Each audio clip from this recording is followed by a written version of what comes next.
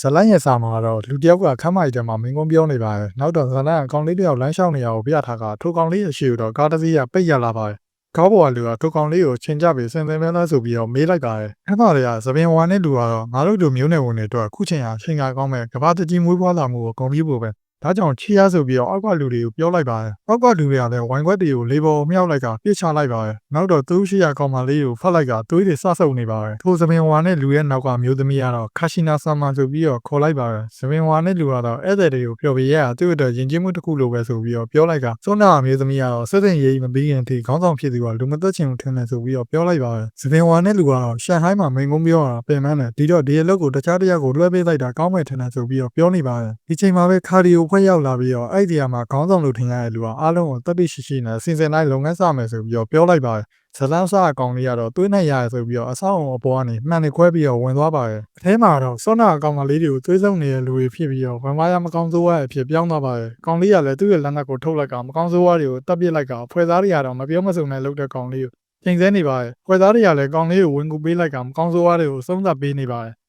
အားလုံးပြီးဆုံးသွားရဲ့ချိန်မှာတော့ကောင်လေးကိုဖွဲ့သားတစ်ယောက်ကတစွတ်တုံးမလုပ်ဖို့ပြောနေပါတယ်။နောက်တော့သင်္ဘောတစ်စီးကိုပြထားပြီးတော့ထိုသင်္ဘောပေါ်မှာတော့စောနာအကောင်လေးရှိနေပါတယ်။ကောင်လေးရဲ့ဘေးမှာတော့ခေါင်းဆောင်ဆိုတဲ့လူရှိနေပြီးတော့ကောင်လေးကတော့စောနာသူတစွတ်ထိုးလုံးမိရတဲ့အတွက်ခေါင်းဆောင်ဖြစ်သူကိုတောင်းပန်နေပါတယ်။ခေါင်းဆောင်ဖြစ်သူကတော့ကောင်လေးကိုငါတို့အဖွဲ့ကပူးပေါင်းဆောင်ရွက်ရမယ်အဖွဲ့ဖြစ်ပြီးတော့အဖွဲ့သားတွေရဲ့လိုအပ်ချက်ကိုဖြည့်ဆည်းပေးရမယ်။နောက်ပြီးငါတို့ရဲ့ပြစ်မှတ်တွေကိုမယမနာလိုက်ပြီးတော့တပ်ဖြတ်ပြရမှာငါတို့အလုပ်ပဲဆိုပြီးတော့ကောင်လေးကိုပြောလိုက်ပါတယ်။ထိုအဖွဲ့ကတော့ခါဒီယိုဖွဲ့ဖြစ်ပြီးတော့လူတွေကိုဒုက္ခပေးနေတဲ့ဗမားရားတွေကိုအဓိကလိုက်လံရှာဖွေတပ်ဖြတ်ပေးတဲ့အဖွဲ့ဖြစ်ပါတယ်။ဂျပန်နိုင်ငံရဲ့အိမ်တိုင်မှာတော့လူသတ်မှုတစ်ခုဖြစ်သွားပြီးတော့ရဲတွေဝင်ရောက်စစ်ဆေးကြည့်တဲ့အခါမှာတော့တော်တော်ဆိုးဆိုးကိုအသက်ခံထားရပါတယ်။ရဲသားတစ်ယောက်ကတော့အစင်ပြေပါမလားဆိုပြီးတော့ရဲမှုကြီးကိုမေးနေပါတယ်။ရဲဘူးကတော့ဟာကိုခိုင်းရဲ့လက်ချက်ဖြစ်နိုင်ပြီးတော့အလောင်းတွေကိုပိုင်းပိုင်းခုတ်ထားပုံရရင်ခူအာတာကာရဲ့လက်ချက်ဖြစ်နိုင်တယ်ဆိုပြီးတော့ပြောနေပါတယ်။ခါဒီယိုဖွဲ့ကတော့ဂျပန်နိုင်ငံကိုရောက်ရှိလာပါတယ်။ဒီလိုနဲ့ကောင်မလေးတစ်ယောက်ဓာရီလေးချင်းနေရာကိုပြထားပြီးတော့ကောင်မလေးကိုဓာရီလေးချင်းပေးနေတဲ့ဆရာဖြစ်သူကတော့တခင်မလေးယူကိုတောင်တော်တော်တိုးတက်လာပြီပဲဆိုပြီးတော့ပြောနေပါတယ်။ယူကိုကတော့သူမဆရာကိုကျမရဲ့ခုပုံစံနဲ့လူတွေပြောနေတဲ့ထောင်ပေးနေရှင်ဘလို့နေမလဲဆိုပြီးတော့မေးနေပါတယ်။ဆရာဖြစ်သူကတော့ထမ်းမြက်တဲ့လူတွေကသူ့ကိုယ်သူမလိုအပ်ဘဲနဲ့အနေရဖြစ်အောင်လုံးဝမဟုတ်ဘူးဆိုပြီးပြောလိုက်ကဗျတင်းဘက်ကိုကြည့်လိုက်ပါတယ်။ယူကိုကတော့သူတို့ကဘယ်လိုလဲဆိုပြီးတော့ဆရာဖြစ်သူကိုမေးလိုက်ပါတယ်။ဆရာဖြစ်သူကတော့ကြည့်ရတာဘာဝင်ကဧည့်သည်တွေထင်တယ်သူတို့ကပြည်ပြည်ဆိုင်ရာရေချောင်းဆက်သွယ်ရေးကုမ္ပဏီကလူတွေလို့ကြားတာပဲဆိုပြီးတော့ဆရာဖြစ်သူကယူကိုပြောလိုက်ပါတယ်။နောက်တော့နာအောင်မိသားစုကမြို့တော်ဝင်ဆိုတဲ့လူကစစ်ပွဲတုန်းကသူတို့ကိုကူညီပေးခဲ့တဲ့ Bishoping ကုမ္ပဏီကလူတွေကိုကျေးဇူးတင်တယ်ဆိုပြီးပြောနေတာ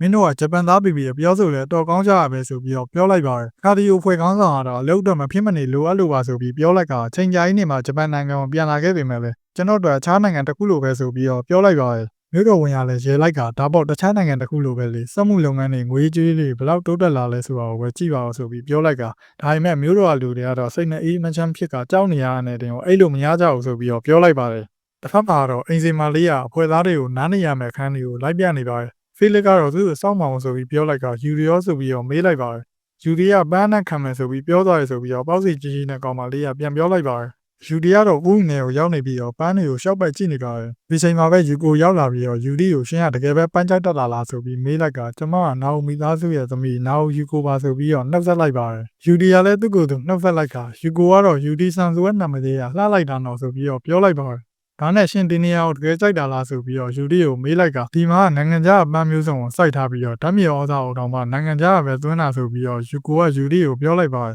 ။ယူဒီကတော့ရေနဲ့မြေဩဇာတွေကိုလိုအပ်တာတဲ့ပို့ပြီးယူဆနေလို့အမင်နေရမြစ်တရားဆွေးနေပြီဆိုပြီးတော့ယူကိုပြောလိုက်ပါတယ်။မြို့တော်ဝင်ရတော့မစ္စတာဝဲလက်ကိုဟာယာကိုခိုင်းရဲ့အကြောင်းကိုရှင်းပြနေပါတယ်။နောက်တော့ခါဒီယိုဖွဲ့ကိုပြထားကယူဒီကတော့သူ့ရဲ့လက်နက်ကိုတန်ရှင်းလုပ်နေပါတယ်။ဖိလစ်ကတော့ယူဒီအနာကိုရောက်လာပြီးတော့မင်းကိုကြည့်ရတော်တော်လေးကိုအေးစစ်စစ်နေနိုင်တာပဲဆိုပြီးတော့ယူဒီကိုပြောလိုက်ပါတယ်။ယူဒီကတော့ဘာမှပြန်မပြောဘဲနဲ့ထွက်သွားတော့မှချိန်ပါပဲ။ဖိလစ်ကမင်းကထပ်ပြီးရောက်တဲ့နေရာမှာခွေးတစ်ကောင်လိုရှောက်သွားအောင်မလားဆိုပြီးတော့ရန်စားရဲ့စကားတွေပြောနေပါတယ်။ယူဒီကလည်းဖိလစ်ကိုတစ်ချက်ကြည့်လိုက်ကဖော်ရင်းကတော့ရန်ဖြစ်မလို့ဖြစ်နေတဲ့ယူဒီနဲ့ဖိလစ်ကိုဖက်လိုက်ကငါတို့ကလောပေါ်ကင်ဘက်တွေမလို့တူတူသွားရအောင်ဆိုပြီးတော့ရန်ပွဲကိုပြန်ပေးလိုက်ပါတယ်။ဒီချိန်မှာပဲခေါင်းဆောင်မစ္စတာဝဲလက်ရောက်လာပြီးတော့ခန်းထဲကိုဝင်လာကမင်းတို့ကြည့်ရတော်တော်အားနေပုံပဲ။ဒီနေ့တော့အနားယူထားပြီးတော့မနက်ဖြန်ကကြာအလုပ်ရှုပ်တော့မှာဆိုပြီးပြောလိုက်ပါတယ်။ဇလန်ကစစ်တပ်ရဲ့အကြီးအကဲတယောက်ကိုပြထားကဒီမနက်စပူမှုဖြစ်သွားပြီးတော့ခူအာတာကလည်းလွတ်သွားကဒီကိစ္စဟာယာကိုပိုင်းနဲ့ပတ်သက်နေပြီးတော့ဝန်ကြီးဌာနကလည်းနိုင်ငံသားတွေကိုလုတ်ပိုင်ခွင့်အပ်ထားတယ်လို့ကောလာဟာလာထွက်နေရဆိုပြီးပုံမှုအရာပေါ်ပြောလိုက်ကဒီတော့ဒီကိစ္စကိုစစ်တပ်အနေနဲ့မျက်ကွယ်ပြုထားလို့မဖြစ်ဘူးဆိုပြီးတော့ပြောလိုက်ပါတယ်။တစ်ဖက်မှာတော့ခူအာတာကိုမိမတယောက်ကဖမ်းထားတာနင်းကိုအရေးကြီးခိုင်းပြရှိရဆိုပြီးတော့ပြောနေပါတယ်။ ရဲမှုကတော့ခူအတာကာရဲ့မျက်နှာကြီးကိုသိနေလေရတဲ့ခုချိန်ဒီမှာဖမ်းမိနိုင်သေးတဲ့သူ့ရဲ့လူတွေကိုစုနေပါတယ်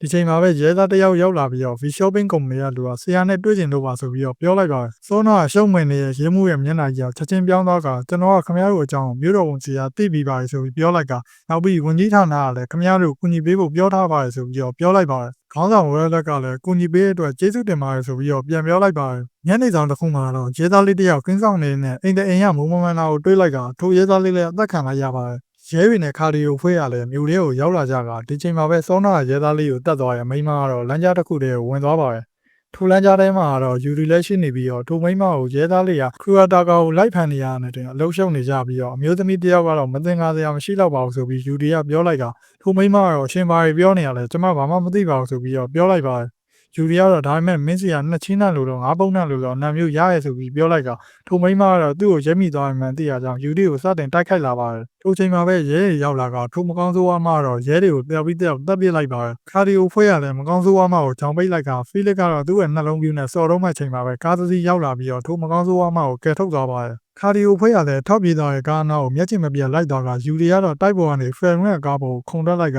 ထောက်ပြေးသွားတဲ့ကားအနားကိုလည်းကတ်ခိုင်းလိုက်ပါတယ်။ပြီးတော့ထိုကားပေါ်ကိုခုန်တက်လိုက်ပြီးတော့ကားပေါ်ကလူကယူရီကိုခန်းနဲ့စုံနေရကြောင်းယူရီကလည်းသူ့ရဲ့လက်နက်နဲ့ကားမောင်းနေတဲ့လူကိုထိုးပြီးတော့တပ်ပစ်လိုက်ပါတယ်။ကားကလည်းကားမောင်းမဲ့လူမရှိတော့ကြောင်းရိန်းထိုးပြီးမှောက်သွားကပောက်ကွဲသွားပါတယ်။ယူရီကတော့ပောက်ကွဲသွားတဲ့ကားအနားကိုပြေးသွားကမကောင်းဆိုးဝါးတစ်ကောင်တပ်ပစ်လိုက်ပါတယ်။ဗန်ဝါယာမကတော့ UDC ကိုပြေးလာပြီးတော့တိုက်ခိုက်ကယူရီယာလည်းနောက်ကိုလွင့်သွားပါတယ်။ယူရီယာလည်းဗန်ဝါယာမရဲ့တိုက်ခိုက်ချက်တွေကိုကာလိုက်နိုင်ပေမဲ့လည်းဗန်ဝါယာမရဲ့လက်သေးတွေကယူရီရဲ့လေပင်ကိုထိုးဆိုင်ပစ်တော့မှာပါ။ဒီချိန်မှာပဲယူရီရဲ့မျက်လုံးကအပြာရောင်လိုသွေးကြောလူမျိုးရာတွေထွက်လာပြီးတော့ဗန်ဝါယာမကြောင်သွားတဲ့အချိန်မှာပဲယူရီယာသူ့ရဲ့လက်နက်ကိုပြန်ယူလိုက်နိုင်ပြီးတော့ဗန်ဝါယာမရဲ့ခြေထောက်တစ်ဖက်ကိုဖျက်ပစ်လိုက်ပါတယ်။ကျန်တစ်ဖက်နဲ့ထွက်ပြေးတော့မဲ့ဗန်ဝါယာမကိုနောက်တစ်ဖက်ကိုပါထပ်ပြစ်ပစ်လိုက်ကဗန်ဝါယာမကတော့တရားအကိုပြုတ်ကျသွားကသူ့ရဲ့လက်ကျန်စွမ်းနဲ့လီဘောကိုပြန်ပြီးတော့ထွက်ပြေးတော့မှာပါ။ဒီချိန်မှာပဲခေါင်းဆောင်မစ္စတာဝဲလော့ကရောက်လာပြီးတော့ယူရီကိုထပ်မလိုက်ဖို့တားနေပေမဲ့လည်းယူရီကတော့တရားပေါ်ကနေခုန်လိုက်ကဗန်ဝါယာမကိုသူ့ရဲ့လက်နက်နဲ့ဆုံးတက်တော့မဲ့အချိန်မှာပဲစနိုက်ပါသမားတစ်ယောက်ကယူရီရဲ့ပခုံးကိုလှမ်းပြီးတော့ပစ်လိုက်ပါတယ်။